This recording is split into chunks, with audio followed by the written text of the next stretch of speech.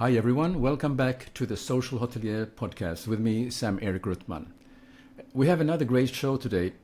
We will discuss about luxury in the context of luxury design and many other things. And my guest in this episode is Kristoff di Cirie. He's the co-founder and chief creative officer with Insogni Studio. So welcome Kristoff, and thanks for joining us today. Good morning. Thank you very much for having me, and well done with my name. I know that's not a very easy one. No, it's great to be here. Thank you for having me. Well, it has a melody and flow to it, so it took a little bit of practice, but thank you. I'm glad I got it spot on for you. No, it's perfect. So let's get started. First, for our audience to think a little bit about what your background is and experience. Could you tell me about about your journey that has led that you finally founded the Insogni Studio?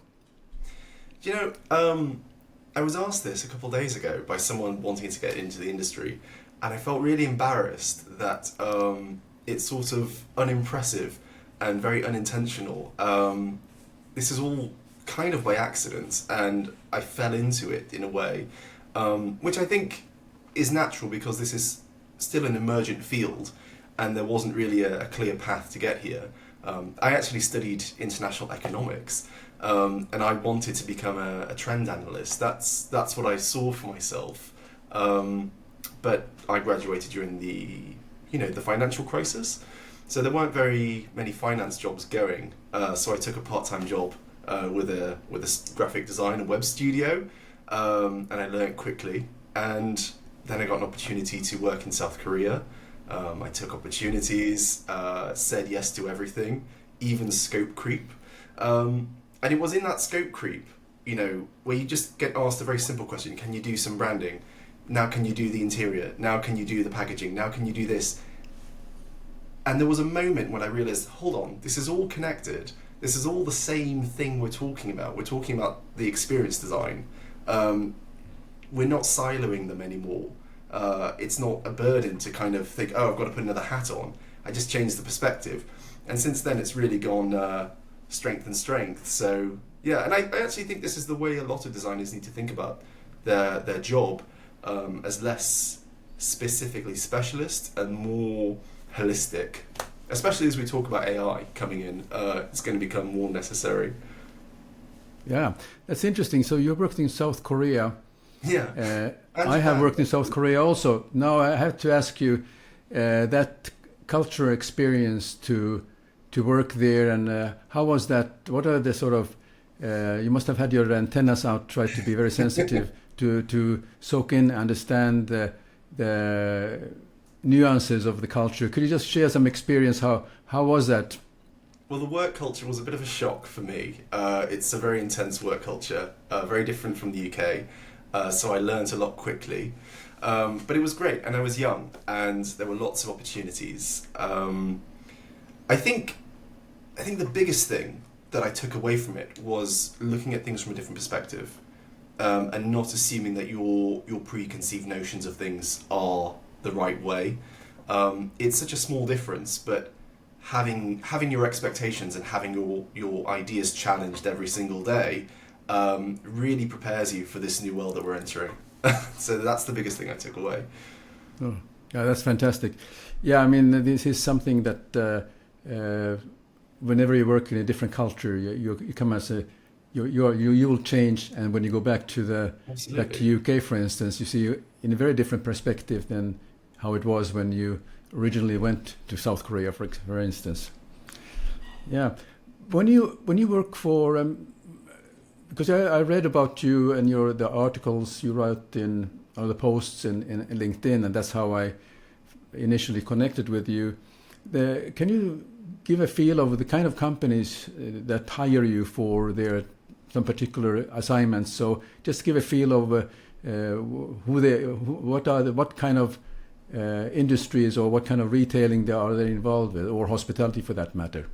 So the majority of what I've done has been with consumer goods. So that's cosmetics, that's small personal items, and even small luxury goods. In addition to bars, restaurants, nightclubs, and some hotels. So that's it's quite a broad church. Like I said, scope creep. Scope creep gives you lots of opportunities to do different things. In the main, a lot of the work that I do is white label. So it's working with, not directly with clients, but with different studios and different agencies, as and when they need different skill sets. Yeah. Now, when it comes to some particular brands that you are then working with, how do you go about learning that so you get sort of a really true feel of what they're all about, whether it's the culture, vision, or purpose? Because that is something that you must immediately catch on, so you catch the essence and you can do a good job for the client. Well, do you know what? I think actually studying economics helped me with that a lot, because you always have to look into the data. That's the first thing that you have to do. But I think the biggest influence actually was my experience working in East Asia, Japan and South Korea. Because one perspective that I got, especially helping brands position themselves for market entry, is that your brand's idea of itself is not necessarily what different markets want from your brand. So, to give an example, an Italian restaurant might have a particular idea of what Italian dining is and the image of itself it wants to present to the world, and that's fine. But also, if you were then putting that in the USA or Japan or wherever, that local market is going to have a preconceived idea of what that is. So you also have to tailor it to the expectations of the people who are going to interact with it. So that's the first thing I actually do. I try and figure out what are we're calling stereotypes, but what are the conventions that people are expecting and how can we try to meet them? Yeah, but when you take a brand, for instance, that has been around for 100 years, 150 years, you maybe take even one of those luxurious labels out of France or Italy, which are very traditional, and now there's a leap to 2023, if you will. How do you go about kind of helping them out to move into today's world, and also that that it evokes this kind of for the today's customer, that they are feel that this brand is for me, or this product is for me, or this experience is for me? I think it's about going back to first principles, really. Everything goes back to first principles. So if you strip away all of the gadgets, all of the trends, all of the the top layer, what are you left with? And it always goes back to the question of, what are people supposed to feel when they're interacting with your brand? That's the first question I ask. Everyone likes to get straight to the drawings, everyone likes to get straight to the concept art, but really, when they enter your store, what is the specific feeling that they have? Is it of hope? Is it of aspiration? Is it of comfort? Is it of relaxation? These are the different things we need to ask. And then also you can ask, how do people interact with your brand from an emotional standpoint? Is there a specific time of year that people associate you with? How can you lean into that? What are the feelings around this time of year? Are you a Christmas brand? A lot of perfume brands are specifically, targeted around Christmas giving. So how can you lean into those wider emotions and spread them through the year? Yeah. I mean, this is actually what you were saying was very interesting, because this is what I'm very interested about, is that the most important thing is how you make the customer feel when they walk into your store or walk into the hotel. And this is in the hotel industry or in hotel space, if you will, there are huge differences when you walk into the hotel lobby, how they make you feel, whether you are welcoming or you're just a room number. And this one of the things I'm so passionate about, that the most memorable experiences is that how I was made feel when I arrived to a hotel, or even more importantly, when I was leaving. Yeah. By the time you're paying the bill, for instance, how are you made feel? This is so I cannot emphasize more than anything else. This is hugely important, because the fact is that you may just turn around your the feel of how what would you come back to that place again because Absolutely. what happened in the last 10 seconds when you were leaving? I think if you look at the theatre, it's always the beginning and the end that people remember of a play or a movie or whatever you like. And I think to a certain degree it's the same for a hotel. People might have complaints in the middle of a stay or certain things that they wish were better. But if you get the introduction and the exit right, people will remember you in a positive way. Yeah. And just to kind of add onto how people feel, I don't hear it enough how people feel about themselves in an experience. And I know it sounds quite shallow, but this is a desire. This is a desire of our customers, and we need to design around it and fulfill it.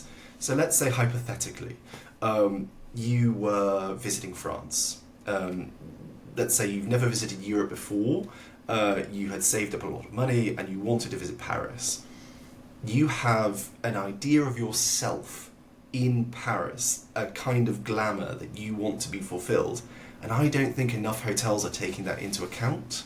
When you end up going, it feels like sort of like an anywhere place a lot of the time. You're surrounded with other tourists, and I think a lot of people feel a bit disappointed. They're not having this, and I'm just going to call it the Emily in Paris effect. They're not having this glamour, this fantasy, and that's the main reason why they came, really. So that's something I'm thinking about a lot right now. Yeah, it's a good analogy, this Emily in Paris, because this is really what it's all about. That when she arrives to Paris, I mean, this is a life which is very, very. I think it was very well made series, in fact, and that touches a lot of people's nerves. That's what made it so popular. Yeah. One thing which is quite interesting that you talk about the Christmas period and the perfume brands and the season for selling perfumes. Of course, many of those brands are online. Sure. And then that experience can be a wonderful experience because you ordered, you paid, you received it very quickly, but there is always that shipper who is responsible to deliver those goods to you on time. Now, when it happens that, which has happened to someone I know, that the perfume is not arriving, it has not arrived, you call the shipping company and they give you sort of a blank answer, which is not very helpful. Then you contact the friendly customer service person with the brand. They're also very sorry, and they also are investigating, and still nothing happened. And then 1 month later, you still haven't received your paid shipment. That is unusual. These are very challenging times. How would you advise the most glamorous perfume brand to deal with these things in order to make a sort of a change that, because now you're losing the confidence in the brand? No, that's a very good question. That is a really good question. I would say I haven't experienced anything like that recently, but I know that it's something that is a concern for people. I think to go back to this, the first thing I could say, especially if you're a perfume brand and you do have a physical outlet or a concession or anything like that, the first thing I would do is apologize, of course, and then invite them to come and collect it from a store. And then they could deal with it another way, and they could recoup from the shipping company or something like this. But even though it's a hassle for your friend, I'm sure that they would prefer to make a trip into Helsinki, be treated very nice. Maybe the people at the store can be aware that they're going to arrive, greet them, apologize, show them round, and then provide them with the product. This can be a great way of recouping that relationship. Yeah, I mean, this is everyday life in this during the Christmas time because of there's a lot of shipping packages and purchases being made online. So I mean, that's a very good answer, and I think that's something that I hope the perfume brands and those kind of brands who are having a lot of online sales have thought about it, and that there is that what I call the damage control is well planned. I guess in that scenario there are situations where someone is too remote from any outlet or any retail location. But I think there is a significant chunk where that's still viable, and I would always encourage people to come into store, and part of the work that I'm doing is to create a reason for them to do that. Outside from the convenience, they're coming for a specific reason, not just to pick up an object. Yeah, very good. I'd like to move over then to the next generation of luxury consumer. I'm very actually interested in your thoughts on this, how hotels can engage with the next generation luxury consumer. And my angle actually for this is that there is has been a trend for a while where glamping or luxury camping has become very popular, particularly in Africa. And in one of my episodes with a developer who is well known for creating these luxury tent camping products, they were very successful in Africa, and now they are realized there's a demand for this in the United States, and now they are able to open up a luxury camping site in, I think it's in Utah, and Amman runs it. Oh, the average daily rate I've seen the project. It's beautiful. Yeah. It's the average daily rate is between $4,000 to $5,000 US. That's an experience. So it's a luxury experience, very detailed, very thought of, and they are operating with a 90% occupancy. So it's clearly a very successful operation. True. So my question is that, and this was actually not, this was mentioned by the person I had a discussion with, Luca Franco, who is in one of my episodes, the founder of Luxury Frontiers, that people are not anymore, or lesser degree, they're collecting things, but what they are doing, they're collecting experiences, and they're willing to pay for that experience, whatever it is, because it's something that will stay with them for a long time. So my question is that how does this relate to maybe the next generation? Is that something that you see is could you speak about what your perception of this thought is? So the first thing that comes to my mind is the infamous quote by Klaus Schwab, "You'll own nothing and be happy." It got kind of a bad rap. It was put in a sort of ominous light, but I don't think it's ominous at all. I think it's actually very sensible. I think there is both a cultural, economic and environmental reason for minimizing the consumerism that has, for me, has gone a little bit overboard now. It's happening anyway. From an environmental point of view, it's just not tenable to have 20 pairs of shoes, or to have 15 different coats, or change out your living room design every year. It's just not viable. I think as well, I've got a niece, she's 7 years old now. She's much more interested in her Roblox skins than she is in her shoes or the clothes that she wears. And I know that's just one anecdote, but I do think it's a taste of the future. I do genuinely believe that that of course people are going to want things, of course they are, but I think those things are going to be much more specific, much higher quality, and just more meaningful, really. And everything else is experience. Because if you think, why do we buy something? We buy something because we want to feel something.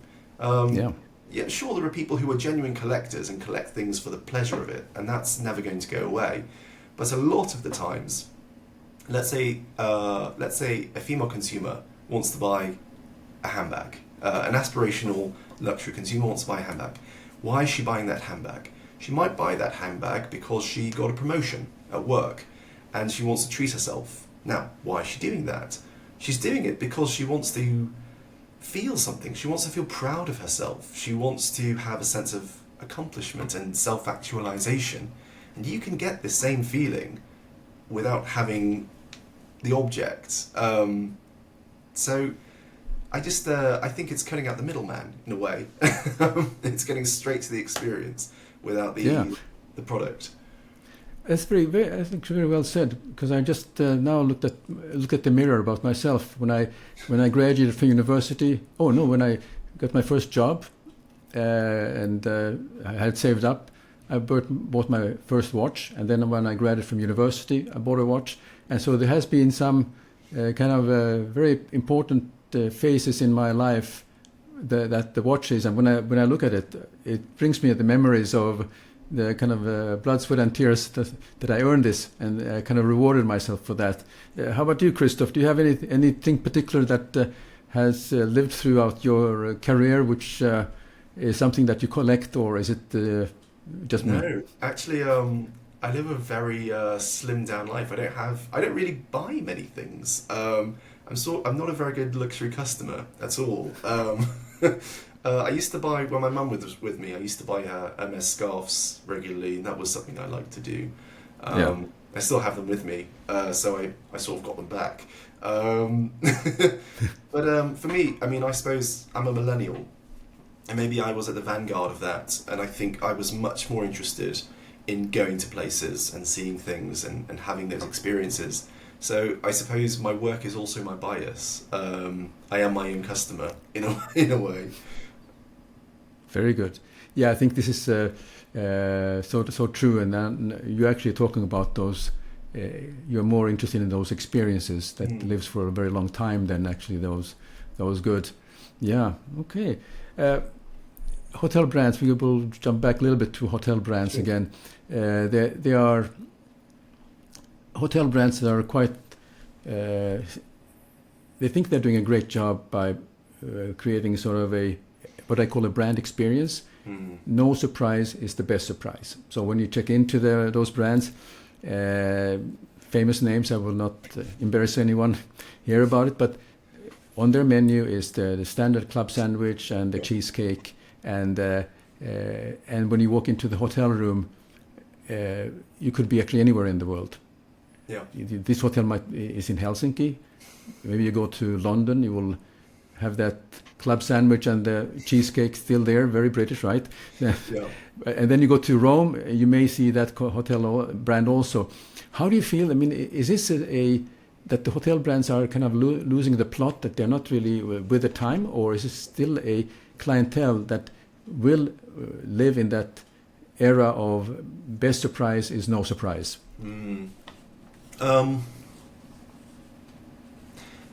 I personally am not a fan of it. I don't advocate it, and I don't encourage it. I do understand that there is an economic reason why they've made these decisions. They're not, the people in charge of these hotels are not silly. They're very smart people with lots of data. However, I would say that the market that they have designed these hotels for is now changing. I think if you look at potentially baby boomers and even Gen Xers, I think familiarity was much more important. A sense of, like you said, no surprises is a good surprise. So they were looking for familiarity for touch points when they went to different locations and different cultures. Looking at millennials, Gen Z, and even what's the next generation? Generation Alpha, I think. Yes. These are generations who are traveling much more. They're exposed to much more diverse cultures and diverse cuisines and different ways of living. And for them, I don't think it's this kind of culture shock. And if anything, they're looking for authenticity. They're looking for what's real.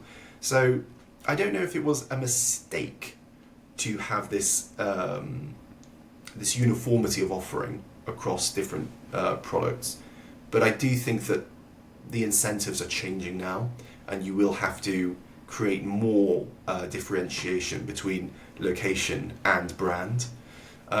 It may not even be that every single hotel has to, only serve pad thai in Thailand, but I think there is definitely space for brands to take that approach and to have a very local first offering. Yeah, that's true. I mean, there are. It's changing. I think the traveling consumer, the customer, will basically make those. They will vote with a wallet if it kind of meets their expectations and so on. Now, another favorite topic is the sleeping experience in the hotel room, or as you call it, a concept of revolutionizing rest. Could you speak about that concept? You've been writing about it, and I read it, and I would be interested to kind of exchange views on this. Okay, well, thank you for reading it. I really appreciate that. I know it's quite long content. For me, it's as a lot of my work, it's come out of first-hand experience. I travel a lot for work, and one of the main problems that I have, and sometimes it doesn't matter about the quality of the hotel. It could be a 5-star, it could be a 4-star, it could be a 3-star, it could be a 2-star. And it's very disappointing when you can't sleep. The number one reason why you check into a hotel is to sleep. If I wanted ambience, I'd go to a local bar and stay there for the night. Plenty of ambience. I go to a hotel because I want to sleep. And I think not enough care is put into making sure that customers sleep. If you were a restaurant and your customer didn't enjoy the meal, you couldn't get away with it. You'd have to either change their dish until they found something that they liked, or refund them. But if I call down to concierge and say, look, I can't fall asleep, I'm on my own there. And I don't think it's something that we just throw our hands up and admit defeat for. There are so many ways that we can encourage sleep, whether we're using behavioral science, neuroaesthetics, or even sleep therapy. There are so many techniques that I think hospitality brands are not taking advantage of. Yeah, I mean, they're usually the most simple thing is that they are spending 10,000 euro or dollars on a great mattress, but I think there's more to it. So you mentioned all these different nuances. Could you give some examples that you have seen that actually are making the world of a difference for the traveler or for yourself when you have traveled to a hotel and you notice that this made the world of the difference? It wasn't the most expensive bed, but it was something else that helped me to fall asleep at ease, and then was good, what I call the sleeping experience. I think, I'm going to be very honest, I don't think I've seen enough hotel brands yet, at least from my experience, who are doing enough of a job of doing that. If they are there, they are piecemeal rather than strategic, and I don't think that they're intentional all the time. I think what I will say is that lighting is a huge factor. If when you transition to nighttime, if all of the lighting comes down, that does an enormous amount of work in helping prepare your brain for sleep, even down to the music. Some hotels put very calming music during the evening. I think these are very simple things that you can do, but I don't think that I've seen enough being done personally. Yeah. Well, in Asia, this has been, for a long time, this has been paid attention to. They have pillow menus, so you have a choice of the kind of pillow. It might be a choice of 10 different pillows, so hopefully there will be one of those pillows that works for you. But I think it's interesting that we are finally moving away from that they don't put the chocolate on the pillow as a turn down. I mean, I'm not sure if I want to have a piece of chocolate before I go to sleep, or some creative hotel brands want to give you a glass of milk and cookies because they thought this is what. That's nice. I like that idea. Well, the pillow menu, that's good. It's a start. I think it could be much broader. If we're talking about customization, I think it could be as simple, and we see it with mattress retailers. They have sleep quizzes, so perhaps when you book the room, you could receive an email where they ask your sleep preferences, they ask what your evening routine is, and perhaps they could match you with a room that fits you better. Perhaps there's a direction that you like, if you like the sun to come up at a certain time of day, or you prefer not to have the sun come into the room. Small things like this, I think, would make a big difference. Yeah, and also that, but if I'm not mistaken, what you were writing about is that connectivity, that we are traveling, and that you have a great sleeping experience, or when you're flying, and how you make that is part of the hotel. Can you explain a little bit what you wrote about? It was so fascinating. So if you travel more than 8 hours through time zones, it takes about 2 days for you to get into a normal rhythm again. I don't think that I'm the only one who has this experience, that when you travel internationally, you often have to work very quickly the next day. So sleep is paramount. And I can't tell you how many times I've just been staring at clocks until morning. And the room is fine. The room's lovely. The bed's fine. The pillow's fine. Everything's very comfortable. But I'm not ready to sleep. And I know that there are things like lighting design, or even providing certain sleeping aids at the front desk could help. It's something that needs to be explored, and I don't know if I have all the answers yet. But I am aware of lots of science that's going into it, and that it is lacking from the offering at the moment. Yeah. It's one of the hotel brands that's their focus, to provide the best sleep for the customers. It's a brand that is, I can say Equinox, which is a fitness brand out of US, and they are making a main point about their offerings in their branded hotels is that the hotel room, what they're doing for the hotel, for the guests, that they should be getting great sleep. Consider that it's in New York or in Bangkok, where you have a traffic noise. Of course, making sure that it's fully sound isolated. You have all this white noise. You have calming down music, the temperatures, the lighting, all those aspects that are, and also that how to wake up from sleep. So it's not a very dramatic, but it's kind of slowly waking up, well rested. That makes a big difference. But they are really focusing on that. Seems to be that they've been catching on, which is nice to see. Nice to see. I need to look into them a bit more. It's a brand I'm not familiar with, so thank you for the recommendation. What you just said about waking up in the right way is also really interesting. Having sunlight alarms. They're very cheap. You can get them off Amazon for $30 or something like this. And I don't know why they're not more common in hotel rooms, especially when you've got a 6 a.m. flight to catch. So waking up that way would be very nice. I have just two more questions. Sure. We have had a great discussion. I had two more questions before we wrap up. One question is that I like to ask all my guests, besides what we have talked about, are there some trends that you see that are happening in hospitality and then that the hoteliers should take note of? I think generally we're looking at a convergence of different industries, and I had a conversation about this only yesterday. We're seeing cafes have retail offerings, and we're seeing retail offerings having cafes. And I think this is obviously a very small example, but I think there is an aspect of hoteling which could go beyond just the gift store out the end of the lobby. I would be really interested in hotels developing holistic brands and 360 brands. And actually we're seeing the luxury brands who are entering the hotel space doing a much better job of it, because they've come from retail, they understand how to productize offerings. And I would recommend, I'm not going to say, but I would recommend a lot of hotel companies look at what those luxury brands are doing and how they can develop products moving forward.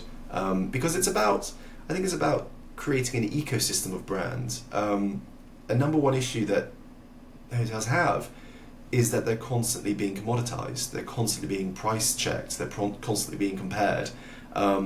It sort of doesn't matter how good you are, because it's just about price. So if you can develop an ecosystem of brand, what does it mean to be a, let's say, Hyatt customer? What does it mean? What's that lifestyle? Can you collaborate with different companies to create an ecosystem of luggage, of travel accessories, to make a seamless experience when you travel? I think these are all questions which could and should be answered. Well, we'll save that to another episode, because that's going to be a very good discussion with you. So lastly, if people are interested to find out more about Insogni Studio, how can they do so? Where can they find you? So our website will be launching this week, and I'll be creating an opt-in form where you can sign up for our newsletter and learn more about the research and studies that we're doing. And you can also reach out to me directly on LinkedIn if you want, if you need a conversation or more information. Very good, Kristoff. Thank you very much for your time. This has been a very interesting discussion, and I certainly, as always, I learned so many things from you. So I look forward to welcome you to another episode where we can maybe dig deeper about what could hospitality learn from retail. So let's have that discussion another time. Wonderful. I look forward to it. Pleasure.